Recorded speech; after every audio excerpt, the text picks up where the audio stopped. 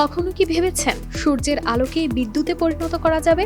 সূর্যের অফুরন্ত আলোকে বিদ্যুতে পরিণত করার এই প্রযুক্তি আজ আর কল্পনার জগতে সীমাবদ্ধ নয়, বরং এটি বাস্তব। সৌর প্যানেল এখন বিদ্যুতের সাশ্রয়ী ও পরিবেশ বান্ধব বিকল্প হিসেবে দ্রুতই জনপ্রিয়তা অর্জন করেছে। কার্বন নিঃসরণ মুক্ত এই প্রযুক্তি শুধু ঘরবাড়ি বা ব্যবসায়িক প্রতিষ্ঠানে নয়, ব্যবহৃত হচ্ছে বড় বড় শিল্প কারখানা ও সরকারি প্রকল্পেও। আর এই উদ্ভাবনের কেন্দ্রবিন্দু হয়ে উঠেছে চীনের সুচিয়ান শহরের কারখানাগুলো, যেখানে প্রতিদিন তৈরি হচ্ছে হাজার হাজার সৌর প্যানেল, যা এগিয়ে নিয়ে যাচ্ছে এক নতুন সবুজ বিপ্লবের পথে।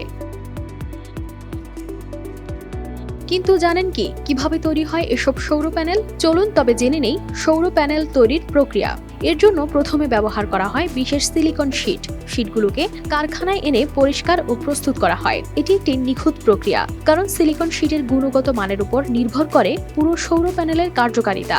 এরপর শীটগুলোকে এমনভাবে সাজানো হয় যাতে সূর্যের আলো পড়ার সঙ্গে সঙ্গে এটি ইলেকট্রন সৃষ্টি করতে পারে। সিলিকন শীটগুলো একটি ফ্রেমে স্থাপন করে তৈরি করা হয় প্যানেল। বিশেষ মেশিনের মাধ্যমে প্রতিটি শীট নিখুঁতভাবে ফ্রেমে বসানো হয়। এখানে সামান্য ভুল হলেও পুরো প্যানেলের কার্যকারিতা ব্যাহত হতে পারে।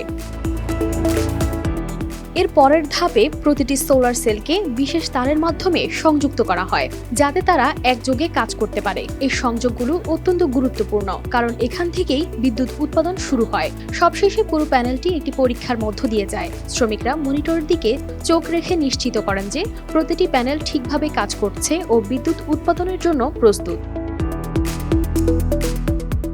চীনের জিয়াংশু প্রদেশের সুচিয়ান শহরে অবস্থিত বিশাল কারখানাগুলোতে প্রতিটি ধাপে প্রযুক্তির ছোঁয়া ও মানুষের দক্ষতার সমন্বয়ে নিখুঁত সৌর প্যানেল তৈরির কাজ সম্পন্ন হয়। এক একটি বড় কারখানা বছরে লক্ষাধিক সৌর প্যানেল উৎপাদন করতে সক্ষম, যা সরবরাহ করা হয় চীন সহ সারা বিশ্বে। সৌর প্যানেল উৎপাদনে চীন শীর্ষস্থানীয় দেশ, যা বৈশ্বিক উৎপাদনের প্রায় 70 থেকে 80% বেশি। দেশটি সৌর প্যানেল রপ্তানিতেও শীর্ষে রয়েছে। 2023 সালে চীন প্রায় $40 বিলিয়ন বেশি আয় করেছে সৌর প্যানেল রপ্তানি থেকে। বিশ্বব্যাপী এই সৌর প্যানেলগুলো ব্যবহৃত হচ্ছে আবাসিক ভবন, শিল্প প্রতিষ্ঠান, স্কুল, হাসপাতাল ও সরকারি প্রকল্প সহ বিভিন্ন স্থানে।